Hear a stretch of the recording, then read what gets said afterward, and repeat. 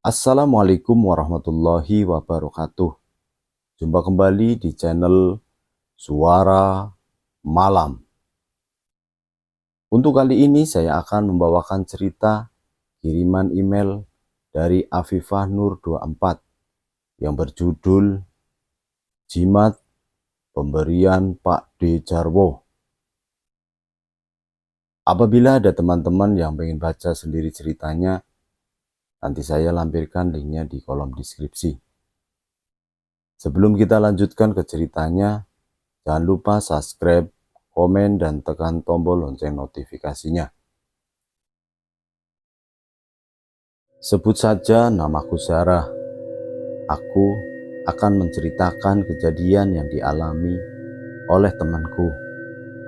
Kisah ini terjadi pada tahun 2001 silam di sebuah pesantren di kota kecil yang berada di Jawa Tengah. Sengaja nama pesantren, nama kota, nama tokoh aku samarkan untuk menjaga privasi. Dan apabila ada kesamaan itu kebetulan saja.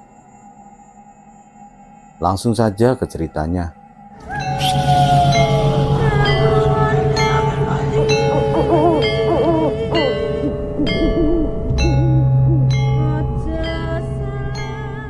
Waktu menunjukkan pukul 1 dini hari.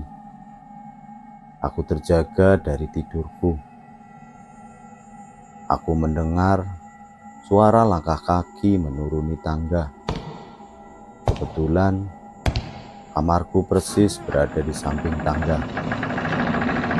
Dengan rasa penasaran, aku mencoba mengintip dari balik jendela. Aku melihat ada sosok hitam tinggi besar dengan berjalan menyusuri tangga. Entah itu apa. Sontak jantungku berdetak kencang, tubuhku langsung gemetaran. Rasanya ingin teriak sekencang-kencangnya. Namun lidahku terasa kaku. Lalu beberapa saat kemudian terdengar teriakan histeris. Suara yang memecahkan sunyinya malam. Kami semua berhamburan keluar, mencari dari mana sumber suara tersebut. Tiba-tiba, Ayu keluar dari kamarnya. Dia nampak ketakutan. "Ayu, ada apa? Siapa yang teriak-teriak?" tanyaku. Tolong Sari. Dia tiba-tiba teriak kayak kesurupan," jawab Ayu dengan suara terbata. "Aku panggil ibu ya," ujar dia. Dia punya inisiatif sendiri. Kemudian dia bergegas lari menuju ke rumah ibu Nyai. Sementara aku dan teman-temanku menuju kamar Ayu. Kami berusaha semampu kami untuk menyadarkan Sari. Sari, istighfar Sari, istighfar," ujarku sambil memegang tangan kanannya. Sari berontak. Aku terlempar. Lalu teman-temanku yang lain ada yang membantu memegang kedua kaki dan tangan Sari. Dengan tubuhnya yang mungil, Sari meronta-ronta berusaha melepaskan pegangan kami. Awas, lepasin, awas," kata Sari sambil teriak.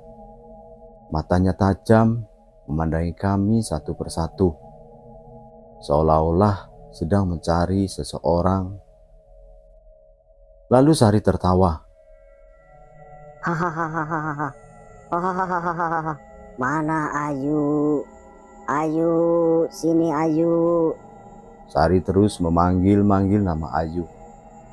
Kemudian Sari tiba-tiba menangis terisak-isak.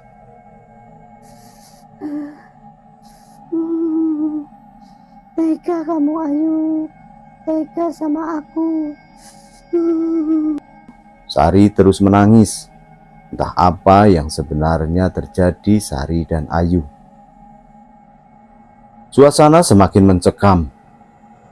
Sengaja Ayu tidak diperbolehkan masuk ke kamar untuk berjaga-jaga kalau Ayu diamuk sama Sari. Entah apa yang terjadi sama mereka. Kenapa Sari mencari Ayu padahal mereka berdua sahabat karib. Kemana-mana selalu bersama. Kemudian Bunyai tiba. Sari masih teriak-teriak mencari keberadaan Ayu. Diusaplah wajah Sari menggunakan air yang dibawanya dari rumah. Akhirnya Sari tenang dan tersadar. Badannya yang mungil, lemas, dan lungle tak bertenaga. Keesokan harinya suasana di pesantren normal seperti hari-hari biasanya. Untuk sementara aku dan Lia tidur di kamar Sari. Ayu pindah ke kamarku, berjaga-jaga kalau Sari kesurupan lagi.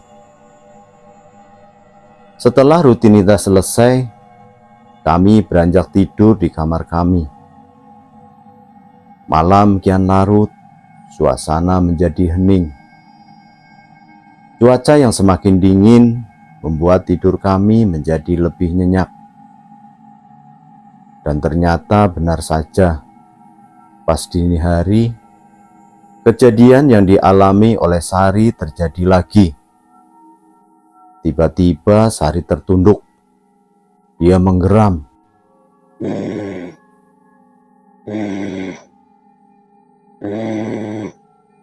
Aku terbangun, kaget mendengar suara geraman tersebut. Lalu aku bangunkan Lia dan Ana. Lia, Ana, bangun. Lia, Ana, bangun. Belum mereka terbangun, tiba-tiba Sari teriak. Ayu, Ayu. Sari berdiri, kemudian berlari ke arah pintu. Dia berusaha membuka pintu kamar. Sontak aku berlari mengejar Sari dan berusaha menghentikannya. Lia dan Ana terkaget. Lalu mereka berdua berusaha membantuku mengegang kedua tangan Sari. Untuk ukuran tubuhnya yang mungil, tenaga Sari bertambah kedua kali lipat. Sehingga kami bertiga kewalahan. Untung saja teman-teman yang lain terbangun dan langsung menuju kamar dan membantu kami.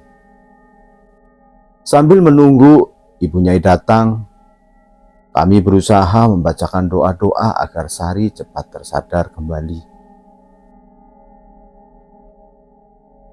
Ayu nampak kebingungan.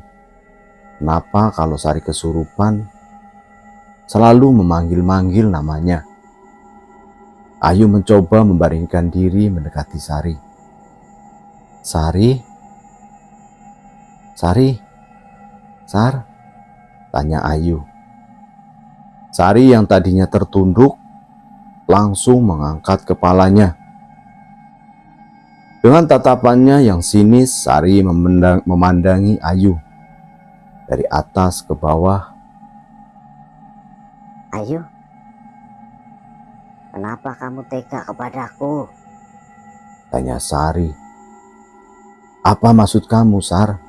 Jawab Ayu sambil kebingungan. Kenapa kamu membuangku? Jawab Sari dengan wajah penuh kebencian. Ayu semakin bingung. Ayu tidak tahu apa yang sebenarnya Sari maksudkan. Sejak kamu masih kecil, aku selalu menjaga dan menemani kamu kemanapun kamu pergi, kata Sari. Dengan wajah kebingungan, Ayu mencoba mengingat-ingat apa yang dimaksud Sari. Belum selesai perbincangan tersebut, Bunyai tiba. Kemudian kami memberitahu Bunyai apa yang dikatakan Sari kepada Ayu. Tanpa banyak kata, Bunyai mengangguk menganggukkan kepalanya, seolah-olah mengerti apa yang dimaksud Sari.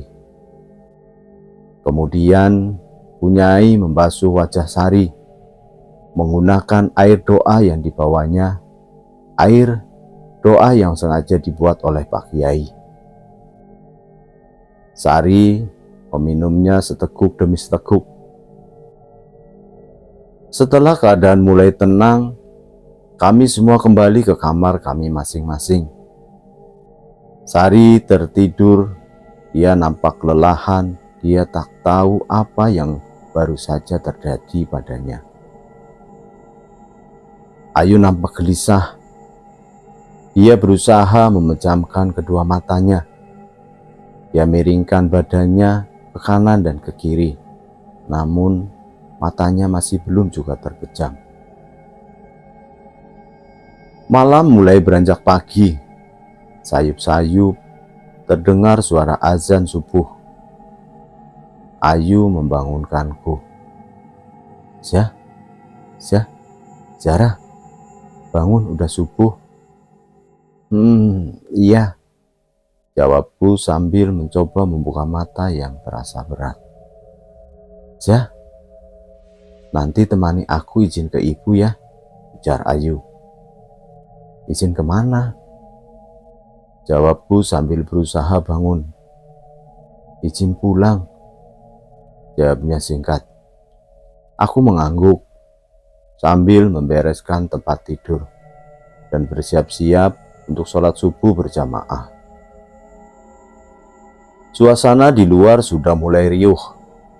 Anak-anak bergegas turun menyusuri tangga. Kebetulan kamarku berada di lantai 2, jadi terasa lebih berisik karena anak-anak di lantai 3 juga pada turun. Antrian di bawah sudah mulai panjang. Ada yang antri kamar mandi, ada juga yang antri wudhu.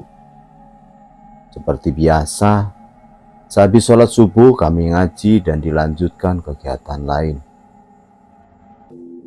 Setelah kegiatan usai, aku menemani Ayu untuk izin ke Bunyai. Dan Bunyai mengizinkan Ayu pulang. Tapi dengan catatan tidak boleh sendiri, dan itu pun diizinkan hanya 3 hari. Singkat cerita, akhirnya kami bertiga pun pulang. Ayu, aku, dan Lia, kita bertiga berjalan menuju terminal yang jaraknya lumayan agak jauh. Aku memandangi Ayu dari belakang. Ia mengenakan sarung, baju bermotif bunga-bunga, dan jilbab berwarna merah muda. Nampak serasi dan ayu sesuai namanya. Di dalam hati, aku bertanya-tanya, sebenarnya ada apa dengan Ayu? Langkah kami terhenti. Tak terasa kami sudah sampai di terminal. Angkot kecil berwarna biru yang kita naiki penuh sesak. Sampai-sampai ada yang bergelantungan di pintu. Jalanannya beraspal tapi berkelok-kelok. Di kiri dan kanan jalan terlihat hamparan sawah yang mulai menguning. Satu persatu penumpang mulai berkurang. Tinggallah kami bertiga. Akhirnya kami sampai di tempat pemberhentian terakhir. Kami turun, lalu pindah lagi naik mobil bak terbuka. Untung saja mobil itu belum berangkat, karena memang itu mobil terakhir yang menuju rumah Ayu. Masih jauh nggak? Tanya Lia. Enggak, udah deket kok, jawab Ayu sambil tersenyum. Mobil tersebut pun berangkat. Jalanan yang dilaluinya lumayan ekstrim. Bertambahan lagi, jalannya banyak yang berlubang dan masih belum beraspal. Akhirnya sampai juga. Lagi-lagi di tempat pemberhentian terakhir, kami bertiga turun. Aku dan Lia langsung lari ke tepian jalan.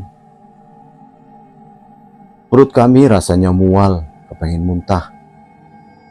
Ayu mendekati kami sambil tersenyum. Dia membawa 2 gelas teh hangat yang dibawanya dari warung. "Nih, minum teh hangat dulu biar enakan," ucap Ayu. Tanpa berkata-kata, aku dan dia langsung meminumnya. "Ai, mana rumah kamu? Masih jauh nggak?" tanyaku. "Udah deket kok, tinggal jalan sebentar juga nyampe," jawab Ayu. "Bener ya deket? Dari tadi katanya deket, tapi nggak nyampe-nyampe." Lia menimpali jawaban Ayu sambil berjalan ke arah warung. Setelah membayar teh hangat dan membeli beberapa cemilan, kami mulai melangkahkan kaki menuju rumah Ayu. Aku heran, kok daerah Ayu rumahnya pada berdempetan? Padahal di sini kan termasuk di daerah pedesaan dan di area pegunungan. Jalanannya pun mulai berganggang, hanya bisa dilewati motor saja. Ayu menghentikan langkahnya, tepat di depan pintu sebuah rumah yang tidak begitu besar. Aku dan Lia masih berada di belakang. Lia mempercepat langkah kakinya. Dia kegirangan, akhirnya sampai juga di rumah Ayu. Setelah sholat asar, kami beristirahat sambil nonton TV. Ayah dan ibu Ayu belum pulang. Ayah Ayu adalah seorang guru dan ibunya seorang pedagang kerupuk. "Ai, lapar," kata Lia. "Mandi dulu yuk, makannya ntar kalau udah mandi," jawab Ayu sambil berlalu ke kamar untuk mengambil peralatan mandi. Aku dan Lia saling beradu pandang, lalu aku bergumam, "Memangnya mandinya barengan ya?"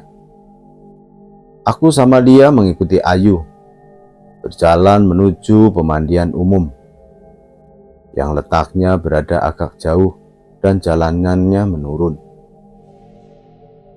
Tanpa sengaja, aku melihat sekelebat bayangan hitam di sekitar kamar mandi yang berjejer 4 pintu. Dan di belakang kamar mandi terdapat sebuah sumur tua yang sudah berlumut dan terlihat agak sedikit menyeramkan. Kebetulan tempat pemandian saat itu lagi sepi, jadi kami nggak perlu antri. Setelah selesai mandi, kami pun bergegas pulang. Malam pun tiba. Perut yang tadinya kosong sudah terisi kembali. Mata sudah mulai mengantuk.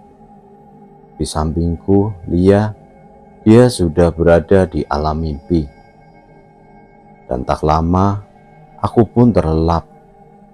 Pukul 10 malam, aku terjaga dari tidurku. Sayup-sayup aku mendengar suara orang sedang berbincang. Aku keluar tanpa membangunkan dia dan memberi salam kepada ayah dan ibu Ayu.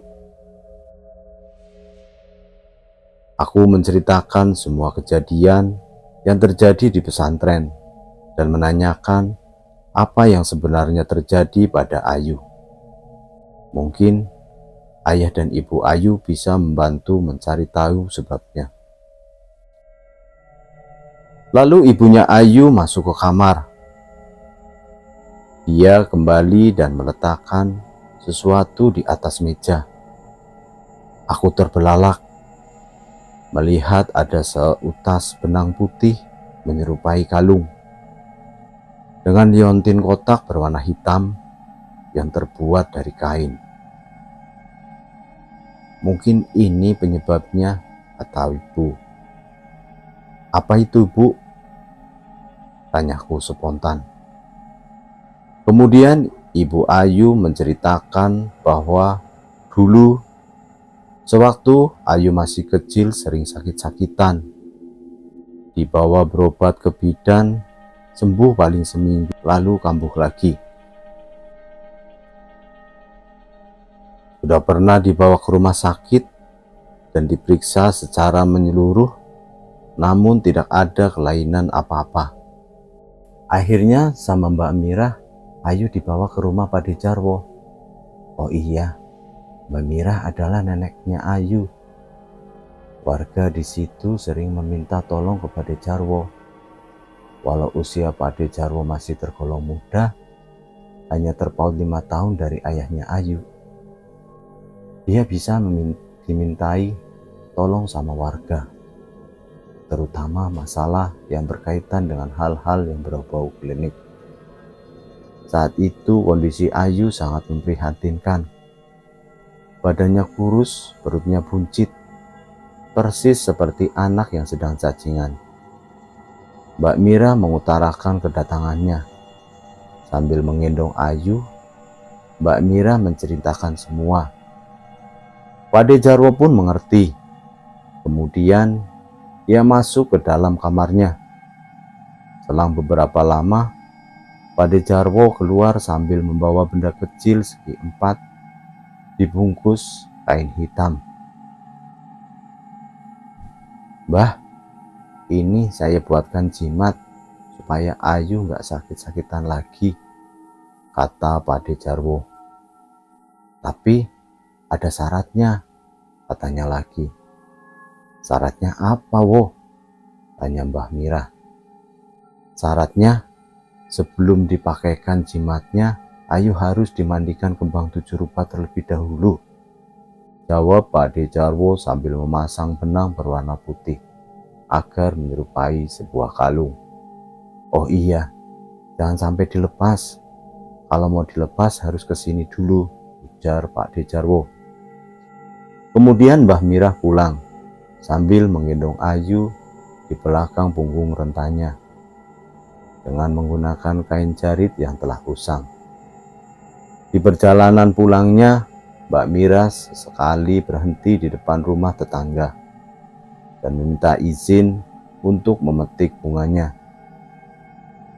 Sesampainya di rumah, Ayu langsung dimandikan dengan kembang 7 rupa.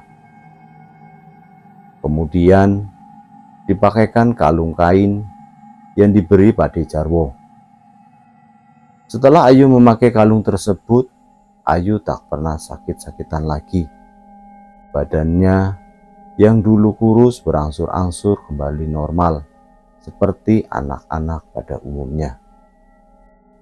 Setelah menceritakan bagaimana awal mulanya Ayu memakai kalung tersebut.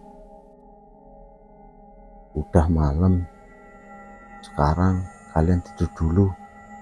Besok pagi ke rumah Pak Dejarwo, ujar ibu lagi. Sambil beranjak ke kamarnya, aku dan Ayu pun beranjak ke kamar dan tidur. Tok tok tok tok. Terdengar ada yang mengetok pintu kamar. Mbak, Mbak Ayu, bangun, udah siang. Terdengar suara Dean memanggil-manggil Ayu dari balik pintu. Iya, ini udah bangun, jawab Ayu sambil mengucek-ngucekkan matanya lalu dia bergegas keluar. Ibu udah berangkat, Dek? Tanya Ayu. Udah, tadi Mbak. Ibu buru-buru, katanya lagi banyak pesanan, jawab Dean sambil menyendok nasi. Kemudian Ayu berlalu mengambil air wudhu diikuti oleh Lia, dan aku pun menyusulnya. Setelah sarapan, kami pun bergegas ke rumah Pak Dejarwo. Rumahnya berada di ujung desa. Dari arah rumah Ayu masih naik lagi ke atas.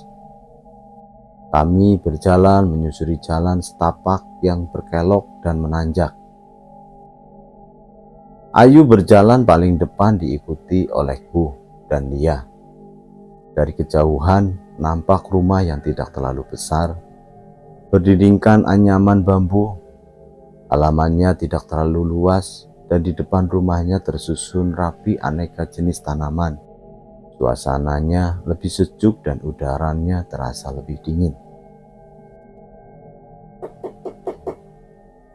Assalamualaikum. Ayu mengetuk pintu rumah tersebut, namun tak ada jawaban. Assalamualaikum Pak D. Ayu mencoba mengetuk pintunya lebih keras lagi. Waalaikumsalam. Terdengar suara paruh dari dalam. Terlihat sosok lelaki setengah baya.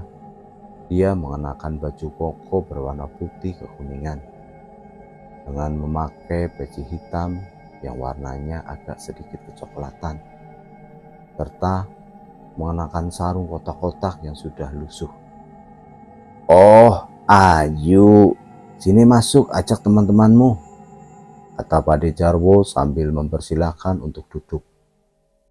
Kemudian Pade Jarwo masuk ke dalam kamarnya. Sepertinya dia tahu apa maksud kedatangan kami. Ruang tamunya kecil, sangat sederhana, tapi terlihat agak menyeramkan. Di sana terdapat satu meja bundar dan tempat kursi yang terbuat dari anyaman rotan. Dindingnya berhiasan satu lukisan besar bergambarkan tokoh pewayangan. Warnanya juga agak pudar. Di kiri dan kanan lukisan terdapat sepasang keris dengan gagang yang saling berhadapan. Tak lama kemudian Pade Jarwo keluar sambil membawa kendi dan sebuah piring kecil berwarna putih. Gimana yuk? Betah di pondok? Pade Jarwo membuka percakapan. Alhamdulillah betah Pade, jawab Ayu. Anu Pade, ini. Ayu melanjutkan perkataannya sambil memasukkan tangannya ke dalam tas. Lalu dia mengeluarkan sebuah amplop dan meletakkan di atas meja. Kemudian Pade Jarwo membuka amplop tersebut. Kasihan teman kamu Yu, kata Pade Jarwo singkat. Sambil memegang dan memandangi kalung kain tersebut, Ayu tertunduk. Maafin Ayu Pade, jawab Ayu lirih. Tanpa banyak kata, Pade Jarwo meraih sebuah spidol bertinta hitam dan sebuah piring putih kecil. Lalu dia menuliskan sesuatu di atas piring tersebut. Mungkin itu semacam raja. Setelah selesai, kemudian Pade Jarwo menuangkan air dari dalam kendi ke atas piring. Air di piring kecil itu berubah warna agak kehitaman, lalu menyuruh Ayu untuk meminumnya. Setelah selesai meminumnya, kemudian Pade Jarwo membacakan doa yang lumayan panjang, dan kami bertiga mengamininya. Setelah selesai berdoa, Pade Jarwo memberikan kantong yang berisikan kembang setaman dan satu botol air doa. Ayu, ini kembang sama airnya.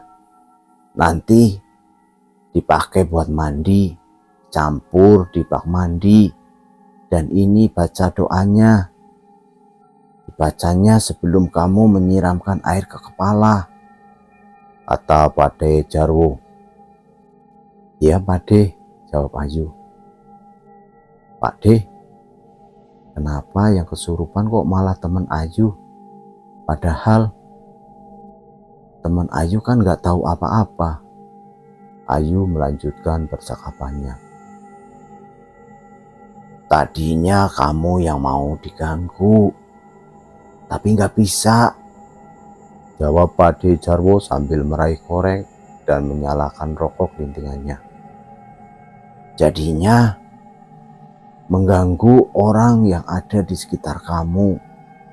Itu supaya kamu tahu, supaya kamu gak sembarangan main copot dan main buang barang apapun peninggalan orang tua. Bagaimanapun juga kamu itu orang Jawa. Jawab Ade Jarwo panjang sambil menghisap rokok lintingan yang dibuatnya sendiri. Asapnya mengepul banyak dan baunya sangat menyengat, membuat kami terbatuk-batuk. Sekarang kamu pulang mandi. Jangan lupa, nanti sisain segayung buat disiram di depan pintu rumah. Lanjutnya lagi. Kemudian kami pun berpamitan. Singkat cerita, sore harinya Ayu pergi mandi dan tak lupa menyisakan airnya segayung. Di saat Ayu mandi, aku melihat sekelebat bayangan hitam mengitari kamar mandi, lalu pergi menjauh ke arah rumah Pak Ade Jarwo. Untung saja gak terjadi apa-apa sama Ayu. Ayu keluar dari kamar mandi dan membawa gayung yang berisikan air kembang setaman. Setelah kami semua selesai, kami pulang ke rumah Ayu. Lalu Ayu menyiramkan air kembang setaman di depan pintu rumah Ayu. Di hari ketiga, setelah semuanya dirasa beres, kami bertiga berpamitan ke ayah dan ibunya Ayu untuk balik ke pondok. Semoga saja kejadian itu tak akan pernah terulang lagi. Alhamdulillah, semenjak itu Sari tak pernah kesurupan lagi, dan kami semua bisa ngaji dan belajar dengan tenang.